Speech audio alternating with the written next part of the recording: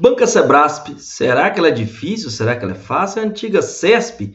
Hoje eu quero dar 5 dicas para que você possa melhorar sua performance quando se tratar da Banca Sebrasp como a banca do seu concurso. Eu sou Gleison Lima, professor e coordenador aqui do Dedicação Delta, e é com muito orgulho que eu chego até você para que a gente possa trabalhar alguns conteúdos muito específicos e assertivos para que você possa desenvolver-se melhor em termos de concursos públicos, especialmente das carreiras policiais. Antes, gostaria que você seguisse o nosso canal do Dedicação Delta, que é muito importante para que a gente possa fortalecer em termos de conteúdo, para que a nossa página cada vez tenha mais informações atualizadas e precisas para você. Mais ainda, se você não acionou seu sininho de notificações, acione aqui, porque a cada vídeo novo você terá em primeira mão esse vídeo para poder acompanhar as nossas publicações. E se você gostou do vídeo, claro, curta aqui o vídeo, porque dá uma moral para mim e também fortalece o nosso canal. Pois bem, hoje eu gostaria de tratar com vocês 5 dicas infalíveis para você vencer a prova Sebrasp, que é a antiga CESP, que era muito temida e ainda é pelos candidatos, uma banca antiga, forte e que tem algumas características. Muitos se lembram apenas de quando se trata de banca Sebrasp, né? Que é aquele certo e errado. Ou seja, você tem, por exemplo, 120 questões de provas. Se você marcou, por exemplo, 80 questões certas e marcou outras 40 erradas, as 40 erradas vão ser subtraídas das suas certas. Ou seja, 80 certas com 40 erradas, que dá 120 no total, 80 menos 40, porque você errou 40. E aí você tirou só 40 pontos. O que é o correto se fazer neste caso? Se você tem certeza em 80, você não pode marcar as 40. Ou, no máximo, marcar umas 10 ali que você tem dúvida, para que você, se tiver que perder alguma coisa, vai perder menos pontos. Então, a prova Sebrasp, quando ela vem em certo e errado, ela vem de uma forma que você, além de conhecimento, você também tem que saber adotar estratégia. Mais do que isso, tem que lembrar que CESP e Sebrasp, né, atualmente, que é a antiga CESP, ela não tem só prova certa e errado. Ela é uma banca de concursos. Então, como banca, ela também tem questões, aquelas mais triviais que a gente fala. É aquela questão padrão de alternativas A até letra E. Ou seja, é com opções de A, é para você marcar X, e não de certo e errado, ou então você deixar de marcar. Tá bom? Então, primeiro ponto é saber que, em regra, de fato, a Sebrasp tem essa característica mais acentuada de certo e errado. Pois bem, o primeiro ponto que eu listei aqui para vocês é ter cuidado com a marcação de todas as questões. Aquele afã de querer, não, eu tenho que terminar isso aqui. Eu vou marcar nem que seja achando que é errado, achando que é certo. Isso é um grande mole que você pode dar. Por quê? Imagine que a prova tem 120 questões, como eu dei de exemplo. Vamos imaginar que dessas 120 questões, 90, ou seja, 3/4 da prova, você tem certeza de que você pode marcar como certa ou como errada. Tudo bem? 90. O que você vai fazer com as outras 30? Dependendo da situação, sabe o que você vai fazer? Não marcar nenhuma. Por quê? Porque se você fez 90 e não marcou nenhuma das outras 30, você ficou com 90 pontos. Se você fez 90 ali, que você tem certeza, e marcou 10 que você não tem certeza, e você errar essas 10, você vai ter essas 10 subtraídas dos seus 90 que você acertou. Ou seja, 90 menos 10, você vai ter 80 pontos. Então você tem que usar a estratégia conhecimento. É claro que também não adianta marcar pouco, porque senão você também não vai entrar na linha de corte mínimo. Né? O que você tem que é subir a quantidade de questões para você ter mais certeza nas suas questões e tentar não marcar no afã ali questões que você definitivamente não tem certeza sobre elas. Ah, tem uma dúvida razoável.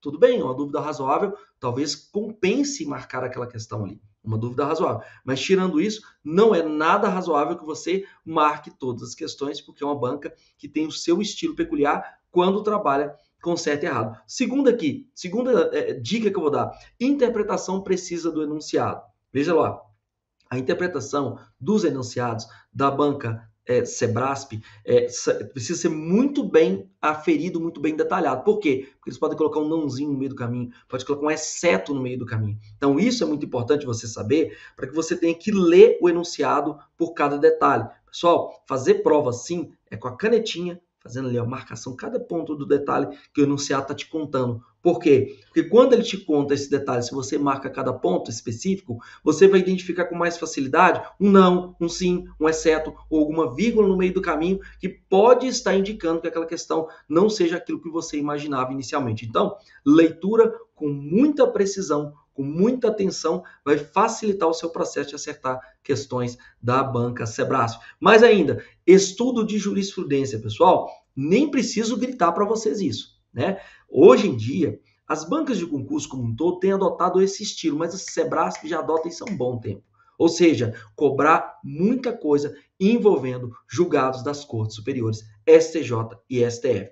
Você nunca viu isso? Dá uma olhadinha nos informativos de STJ e de STF. Os informativos são os resumos dos principais julgados das Cortes Superiores. Lembremos que cada uma dessas cortes tem suas peculiaridades e existe um informativo delas por semana. Do STJ sai na terça-feira, do STF sai na sexta-feira. Leitura desses informativos é o ideal para que você possa aperfeiçoar o seu estilo de estudo e esteja mais preparado para um estilo de prova da Sebrasp, porque ele avalia conteúdos jurídicos, beleza? Tem suas maldades no meio do caminho, sim, mas valoriza muito as questões da jurisprudência das Cortes Superiores, STJ e STF. Então, precisa estar lendo informativo? Sim. Precisa estar lendo alguns julgados específicos? Também. Precisa fazer os resumos disso? Então, isso é que é o ideal para que você seja, de fato, uma pessoa que vai avançar em prova Sebrasp. Outro ponto aqui, revisão objetiva de conteúdos. Não tente ser perfeccionista nessa hora. Não adianta aprofundar demais um ponto específico daquele tipo de tema e você deixar vários outros para trás. Então, faça uma revisão objetiva de conteúdo. Toda vez que você lê pela primeira vez, você faz suas marcações. Segunda revisão, só os pontos mais importantes que você deixou marcado ali. Porque não adianta que ninguém vai exaurir nenhum conteúdo de todo o edital. Ninguém vai exaurir. A ideia é que você estude o máximo possível, para que você tenha a melhor performance possível. Portanto, essa revisão objetiva de conteúdos é muito interessante. E, por fim, é importante que você tenha o quê? Prática de provas anteriores. Claro, só com um treinamento muito forte vai fazer com que você avance no seu concurso e mude a moeda para você ser um aprovado.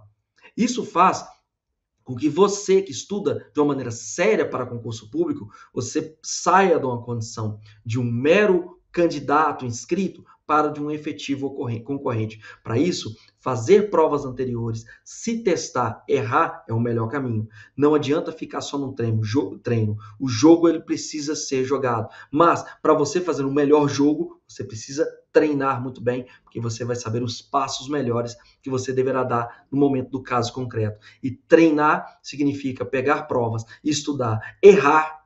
O erro faz parte desse processo de aprovação, por mais que algumas pessoas não gostem de errar, eu também não gosto de errar, mas faz parte do jogo errar, faz parte cair, faz parte ter a resiliência necessária para que você possa avançar especificamente no concurso que você deseja. E sendo banca Sebrasp, mais ainda, você precisa ter muita atenção a esses detalhes. Então, para a gente só rememorar, primeiro ponto, cuidado com a marcação de todas as questões, isso pode não fazer com que você avance no seu processo de aprovação numa banca Sebrasp. Segundo, interpretar de uma maneira precisa os enunciados de cada uma das questões, fazendo marcações específicas para você não perder aquela questão de bobeira. Terceiro, muito importante, estudo de jurisprudência. Sebrasp simplesmente adora jurisprudência e isso vai ser muito importante para você que deseja avançar no concurso da Sebrasp. Quarto, revisão objetiva de conteúdos. Não faça uma revisão delongada demais, faça revisões de questões pontuais para que você possa ter a maior profundidade, mas também com a maior abrangência de conteúdos. E, por fim, a prática de provas anteriores, que vai ser essencial para você avançar nas questões da Sebrasp e, de fato, ser mais um dos aprovados. Beleza?